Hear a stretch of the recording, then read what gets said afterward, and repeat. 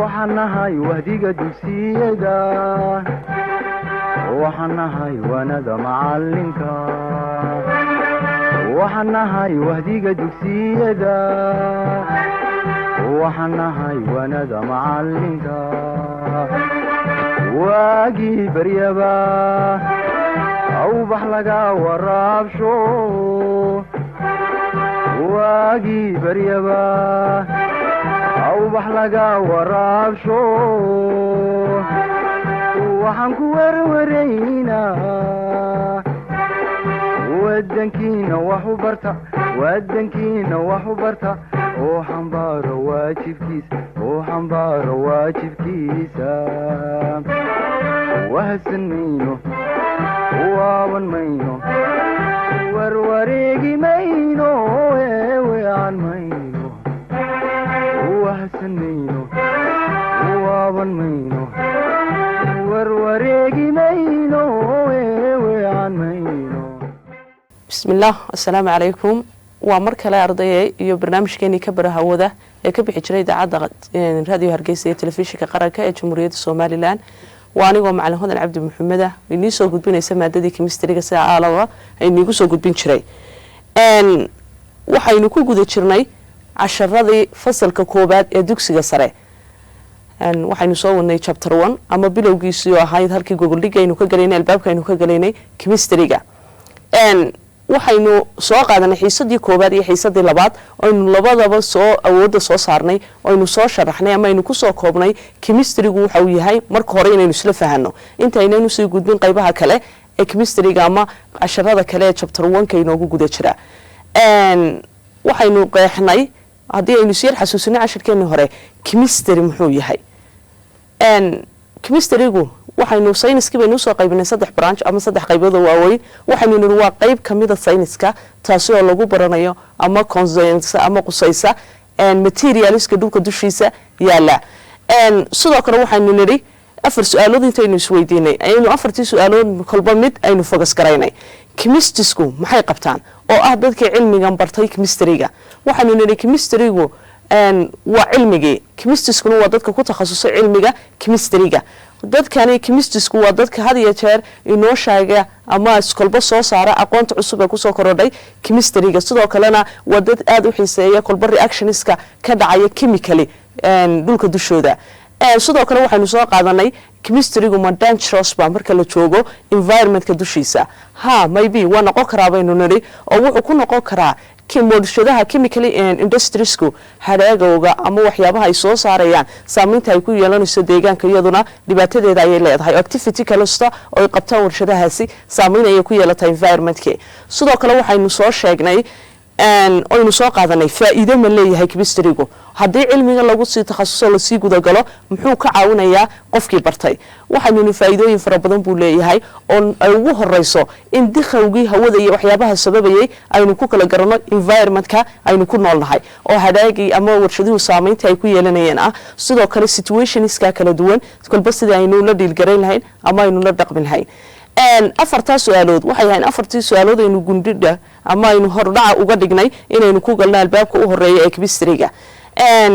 arday walowba marka aad joogto maadada bilowgeega ama introduction-ka waxa muhiim ah ama qasab ah inaad fahanto horta waxani muxuu yahay oo hadii aanad fahminba waxani waxa uu yahay way adkaanaysaa hadhowna si aad u sii guda gasho marka waxaynu chemistry-gi ku soo koobnay inuu yahay barashada materialska dhulka dushiisa yaala Soomaali ahaan sidoo kale waxaynu ku sheegi karnaa baynu niri waa barashada properties-ka ay leeyihiin dhammaan all forms of a matter iyadoo loo eegayo behaviorska kala duwan ama isbedelada kala duwan ay marayaan intaasi waa xasuusin cashirkeenu hore bal casharka maanta aynu u galno aynu ku sii socono cashirkeena inagoo guud ahaan raba inaynu soo koobno ama aynu soo wada dul marno waxaynu soo qaadanay xiisadii hore si ay xasuusin ugu noqoto maadaama ardaygu yahay arday jooga fasalkii koobaad ama bilow ku yahay waa chemistry-gu chemistry-ga waxaynu ku soo sheegnay inuu yahay the state of materials barashada materialska dhulka dushiisa yaala sidoo kale waxaynu ku sheegi karnaa baynu nari inuu yahay barashada physical properties astaamaha guud ee walaxdu leedahay iyo sida u dhaqato sidoo kale waxaynu ku qeexi karnaa inuu yahay qayb sayniska kamida taasi oo ay lagu baranayo properties ay matterku leeyihiin iyo isbedelada ay maraan chemistiskuna iyaguna waxaynu ku sheegnay inay yihiin kuwa kolba xiisaynaya ama soo kordhinaya reactionska kala duwan ee dhacaya welibana different chemicals u dhaxeeya activities fara badan oo humanisku qabtaan ama warshada ha noqoto ama activities kale ha noqotee ayaa saameyn ku yeesha baynu nidhi kolba deegaanka lagu nool yahay ama dikhawga hawada ha sababaan ama saameyn kale ha ku yeeshaan chemistry wuxuu inaga caawiyaa sidoo kale faa'iidooyinkiisa hadaynu eegno environmentka wad ku nooshahay sidaad u ogaan karto waxyaabaha dikhawga hawada sababa saad uga ilaaliso some cases sidoo kale wuxuu inaga caawiyaa inaynu improve garayno baynu nidhi situationska qaar haddii la fahmo ama loo sii gudagalo xiisadan ama chemistrygu wuxuu inaga caawiyaa inuu tusaale fiican inaga siiyo materialska inagu hareeraysan for example waxaad baranaysaa habka ugu wacaneed kala soo bixi karto materialska dhulka ku jira iyo ada metalska kale ee dhulka dushiisa ku aasan ee welibana importantka ah sidoo kale waxaad baranayaa qofkii hadduu u sii gudagalo xiisada ama chemistryga wuxuu baranayaa si fudud inuu u soo cusboonaysiin karo waxyaabaha dhulka uu kala soo baxay kuugana dhigi karo kuwa useful ah ama substance dib loo isticmaali karo oo wacan waxaynu u qaybinay 3 qaybood oo warshadood baa jira ama 3 warshadood oo balbalaadan oo warshadaha chemicalska soo saara loo qaybiyo saddexdaas waxaynu nidhi waxa ta koobaad waa petrochemical ta labaadna waa agrochemical ta saddexaadna waa pharmaceutical chemical industry petrochemical waxaynu sheegnay inay tahay ta soo saaraysa shidaalka iyo plastics waxyaabihi caagi iyo other important products qaybta labada chemical industries waxaynu ku sheegnay agrochemical industry inay tahay agrochemical industry sida agro inoo sheegayso waxay ku takhaluqdaa waa beerihii ama wax soo saarkii waa qayb kamida warshadaha chemicalska ku shaqeeya taasoo soo saarta fertilizerski iyo pesticideski fertilizerku wuxuu yahay waa nafaqeeyayaasha carrada pesticideskuna waa dulindilayaashii oo u baahnaa qofkan beerolihii ee wax soo saaraya ama dalaga soo saaraya pharmaceutical industry iyagu sidoo kale waa qaybtii drugska maaha drugsku ku yimaad dooriyayaashii baynu nidhi waa kuwii lagu relief gareynayay painka ama xanuunka sidoo kale lagula tacaalay in lagu daweeyo xanuunada kala duwan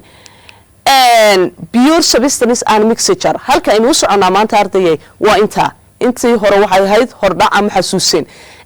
pure substance and mixture labada kelmadood ayaynu doonaynaa inaynu si deeply maadaama waxaynu baranaynay chemistry aynu kaga sheekeynayno yahay substance waa walxo sida ay u kala bedelayaan ama sida isku bedelayaan iyo sida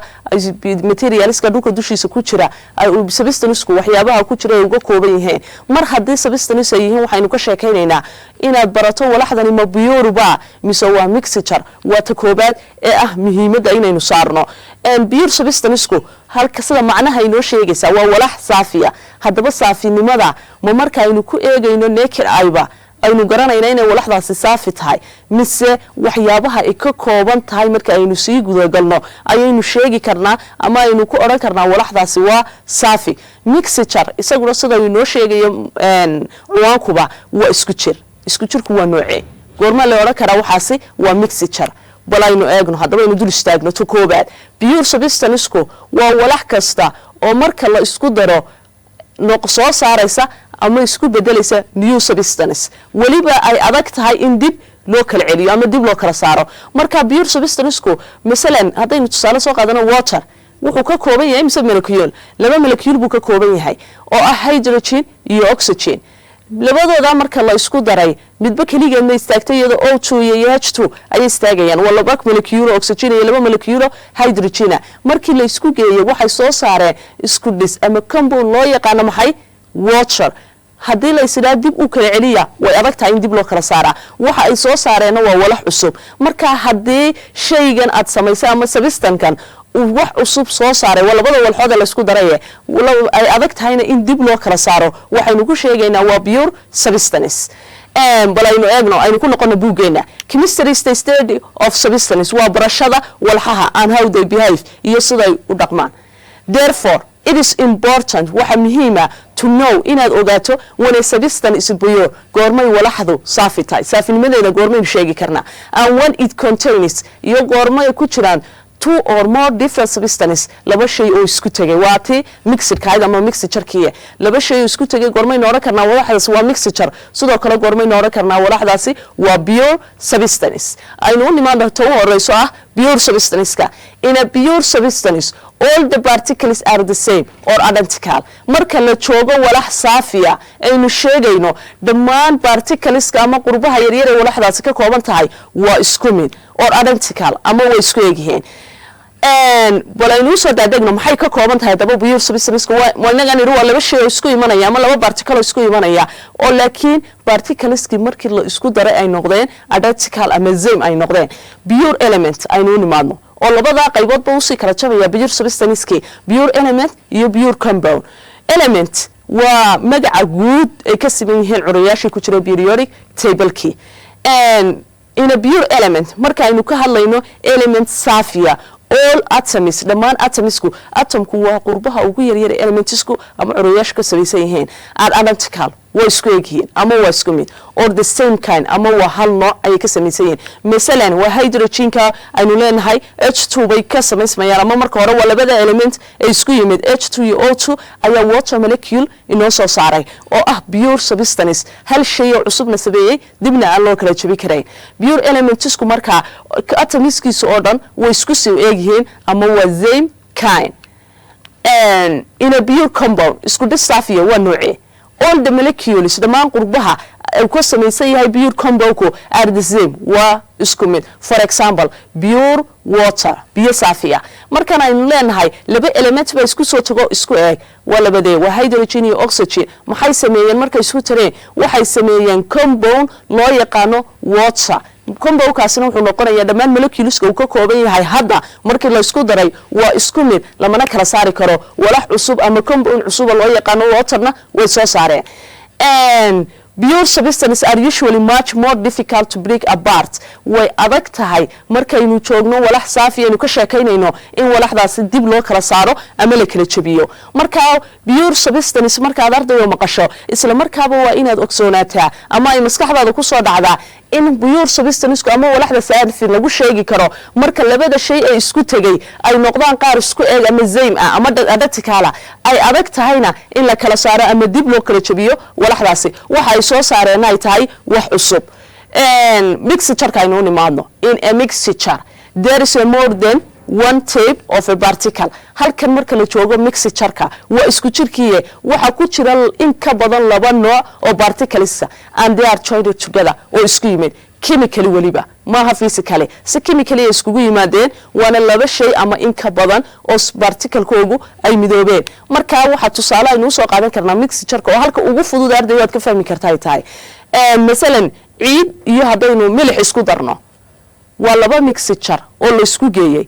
particles-koogu marka aad dul taagan tahay si waadax ay kuugu kala muuqdaan milixdiina goonaad u arki kartaa ciidiina goonaad u arki kartaa laakiin waa laba shay oo kala duwan oo aynu isku darnay waxaynu oran karnaa waa mixture taasi chemically iskugu yimaadaan ama si physically sida ciidda iyo milixdaas oo kala ha iskugu yimaadaan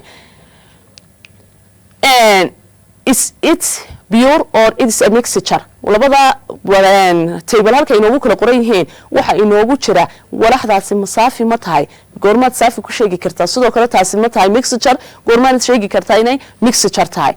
and halka waxa inoogu qoran biyaha marka ay biyuurka yihiin ardayo waxa taqaanaa boiling point-kooga iyo melting point-ka boiling point-ku wax kala maaha waa hab heerka ay ku karaan biyahaasi sidoo kale melting point-ku waa heerka ay ku dhalaalaan biyuhu markay biyuurka yihiin aan wax kale ku jireen ama solution kale una ku jireen boiling point-koogu waa 100 degrees Celsius melting point-kooguna waa 0 degree Celsius waa biyuhu waa biyuurkii haddaba haddii biyahaasi lagu daro masalan milix oo milix ku dhex miskarayno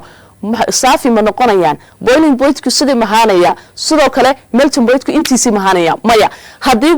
la bedelo biyaha saafinimadooda ay biyuhu in biyo noqdaan wixii doonaha lagu miskareeyay biyuhu waxay ka dhaqaaqayaan boiling point-ki uu kordhaya isbedelaya sidoo kale melting point-ki taqaani 0 degree Celsius ka aha isaguna waa isbedelaya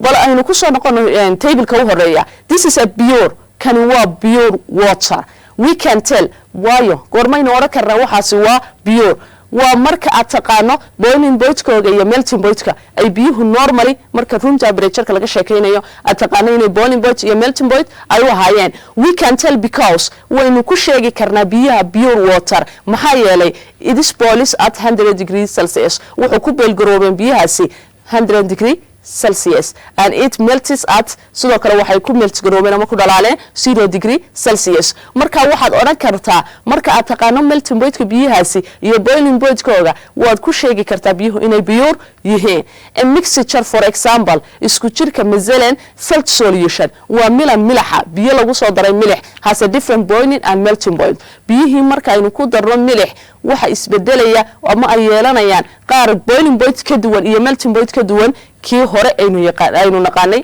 100 degree Celsius iyo 0 degree Celsius ka ahaa. Depending on wuxuu ku xiran tahay inuu boiling point iyo melting point ku isbedelaan the amount of each substance in it xadiga walxaa ee ku jira shaygaasi impurity-ga ka kaxaynaya. Marka haddii uu isbedelo shaygaasi saafinimada uu ka tago melting point iyo boiling point aad ku taqaanay uu isbedelaya.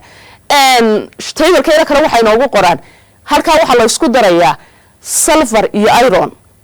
marka ay granules yihiin ama ay budada yihiin waa la isku walaaqay. Iron sulfurka waxaynu naqaanaa kalarkeedu inuu yahay huruud. sulfurti iron marka la isku daro ee dul istaagto waxa ku muuqanaya isha qaawan arki kartaa sulfurti oo gooni u taalo midabkeedu uu huruud yahay iyo sidoo kale ironti. maxaynu ku kala saari karnaa sulfur iyo iron waa laba isku jir ma la kala saari karaa ha wala kala saari karaa oo waxa taqaana irontu inay soo attract garayso magnetku haddii aad magnet soo qaadato oo istraado ka ururi dhammaan wixii iron ku jira waad ka saari kartaa si ay kugu soo hordho sulfurti.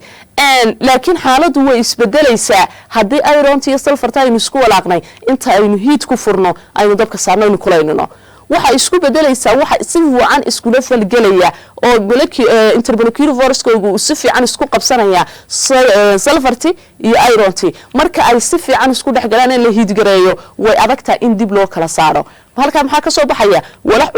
cusub baa ka soo baxaysa loo yaqaano maxay iron iyo sulfur oo la isku daro sameeyay sulfur iron. sulfuric iron hadaba waxay samaysaa oo noqonaysaa kalarkeegi sulfurta ee taqaano huruudi black. hadda marka la joogo walaxda cusub ee soo baxday ee adagtahay in dib loo kala jabiyo markii la heat gareeyay pure substance baan ku sheegayna. laakiin marka aynu isku walaaqnayno oo dab saarin sidoo kale ay fududahay in dib loo kala saaro oo ironti gooni loo dhigo sidoo kale sulfurti gooni loo dhigo wali waa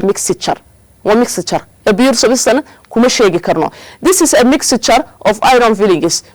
waa mixture ka kooban iron and sulfur. We can tell waynu ku sheegi karnaa maxaa yeelay the iron is attracted to the magnet. iron iyo sulfurti mar haddii aynu kala saari karno oo waxa soo baxay walax cusub oo dib loo kala jabin kareen ay tahay ayna ahayn waynu ku sheegi karnaa waxaas inuu yahay mixture. mar haddii ironta la isku soo attract gareyn karo ama ay soo jiido karto magnet kaliya oo magnetkaasi ka soo saari karto sulfurka waxaynu ku sheegi karnaa waxaas inuu mixture yahay waayo walax cusub ma soo saarin sidoo kale dib baa loo kala jabi karaa ama dib baa loo kala saari karaa. And to the magnet but the sulfur is left behind. sulfurta waxaynu kaga tagi karnaa dishka ay inoogu jirto irontuna gooni ayaynu kala saari karnaa mar haddii labada shay la kala saari karayo oo mid walba goonidiisa dib loogu celin karayo. arday walaal waxaan maanka ku haysaa walax cusubna ayna soo bixin in waxaas uu mixture yahay. halka aynu biyuurkii ka niri maxay biyuurkii waxaynu ka soo sheegnay ardayow sida aynu horeyba u soo sheegaynay marka walax cusub soo baxdo ay adag tahayna walaxda cusub in dib loo kala jabiyo in waxaynu oranayno waa maxay pure substance aynu oranayno. bal aynu sii socono mixture with liquids waxaynu isku daraynaa liquids waa dareeraha. if we mix a solid with a liquid haddii aynu dareero ku dhex darnayno ama aynu ku mix garayno adke we will get a mixture of two substances. maxaynu helaynaa waxaynu helaynaa mixture of isku jir ka kooban laba shay oo kala duwan ama laba walxood oo kala duwan oo ah solid iyo liquid. if the solid dissolves haddii aad ku dhex milmo we get a solution. halka maxay nooga soo baxay milan bay noo soo baxay. solutionku muxuu yahay hadaba mixture-ka laba loo qaybinaya waxa loo kala qaybiyaa mixture-ka waa solution iyo suspension. solution-ku waa haddii solute-ka oo ah shayga waxa lagu milayay iyo solvent-ka oo ah ka wax milaya ay si fiican isku dhex galaan waxa aad arkaysaana clear solution tahay waxaynu ku sheegaynaa waxaasi waa milan. sidoo kale waxa jira suspensionku mesela hadii aynu ciid iyo biyo isku darno si fiican baad u kala arki kartaa soo iskumana milmi karaan hadii labada shay ee solid iyo solvent aad isku dartay kelmadaha solid solvent xagga dambe aynu ku arki doonaaye hadii labada shay aad isku dartay aanad si fiican u kala aad arki karto sidoo kale aynu si fiican iskugu dhexmilmin waxa la oranayaa waa suspension ardayga wax kala maaha waa wax isdhex heehaabaya oo fududahay labadii shay ee midna la milayay midna wax milayay in si fiican loo kala saari karo if we mix a solid hadii aynu adka ku darno liquid we will get a mixture waxaynu helaynaa isku jir ka kooban laba qurbood ama laba walxood oo kala duwan if the solid dissolves hadii solidku ama adku ku dhexmilmay we get a solution waxaynu helnay milan bayno soo baxay if it does not hadii ana ku dhex dissolve garoobay ama una ku dhex milmina the solid may remain visible in the liquid solid ka ma adkii wuxuu joogaya ma adka arki kartaa liquid ka dhexdiisa misalan salt ayaa tusaalaalka loo soo qaatay sodium chloride uu yahay waad u taaganto milixda caadiga aynu ugu isticmaalno cuntada kale ama guriyaha laga heli karaa ana copper sulfate ayaa tusaalahan u soo qaadanayna dissolves in water labadooduba milixda waa taqaanaa hadii biyo ku dhex darto si fiican ayay u gashaa ma isku qaataa solidka iyo solventkaasi waxa aad arkaysaa waa clear solution sidoo kale copper sulfate-ku iyaduna biyaha si fiican bay ugu dhex milantaa walow colorka ay soo saaraysaa uu yahay blue color laakiin waa clear solution labadooduba waxay soo saaraan in water to give a clear solution waxay ku dhex dissolve garoobaan waterka waxaana soo saaraan clear solution inkastoo colorka copper sulfate ku isku bedelo blue laakiin labaduba waxaynu u soconaa muhiimada in biyaha ay si fiican inta ugu dissolve garoobaan waxay soo saarayaan inuu yahay clear solution mixture can be classified into a solution and suspension mixture-ka waxa loo kala saaraa laba oo kala ah solution oo milana and suspension oo heehaabid ah because both of them maxaa yeelay labadooduba waxa ku jira solid iyo solvent kelmadaha imankaan sheegayay waa ku halkan inoogu qoran solidku waa shayga la milayo plus solvent oo shayga wax milaya misalan solidku milixda baan u soo qaadan karnaa solvent kale waxaan u soo qaadan karnaa waa shaygii wax milayay biyihii baan u soo qaadan karnaa labadooda marka la isku daro maxayna siinayaan solution milan soo milmay bayna siinayaan solid iyo solvent sidoo kale marka la isku geeyo suspension bayna siin karaan suspension kaas waa kii soo milmi waaye ama aan ku dhex dissolve ku dhex milmi waaye wixii lagu daray solution is defined solution ka waxa lagu qeexaa ama lagu sheegaa when the solid completely dissolves marka shayga uu la milaya si buuxda ugu dhex milmo into the solvent shaygu lagu milayay ama biyo ha noqdo ama wax kale ha noqdee waxaynu oranaynaa marka waxaynu haysanaa waa solution marka ardayo guud ahaan hadaynu intee aynu dib u soo koobno cashirkeena waxaynu soo qaadanay pure substance oo aynu isla soo fahanay pure substance muxuu yahay pure substance waxaynu sheegnay waa laba walxood oo kasta ama midba ha noqotee oo marka ay isku tagaan ama ha kaba badatee marka ay isku tagaan soo saaraya maxay walax cusub oo ay adag tahay in dib loo kala jabiyo waxa jira baynu niro oo soo hoosgalaya pure substance-ka pure element iyo pure compound pure element-ka waxaynu ku sheegnay dhammaan atomiska uu ka kooban yahay shaygaasi ayaa isku mid ah pure compound-kana waxaynu niri oo ka samaysan yahay moleculeskiisa ayaa isagana ah same ama same kind oo isku hal nooca misalan biyihii iyo kale pure water-kii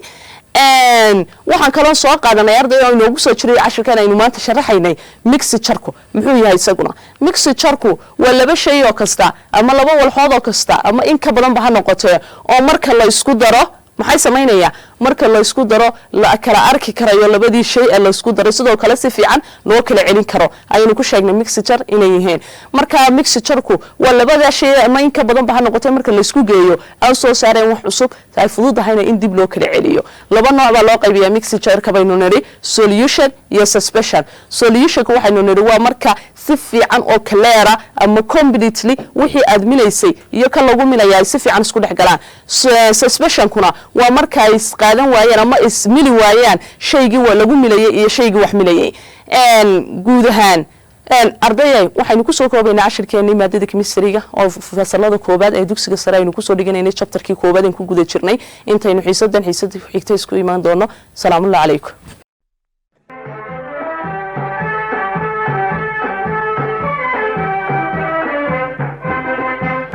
waxaan nahay wahdiga dugsiyada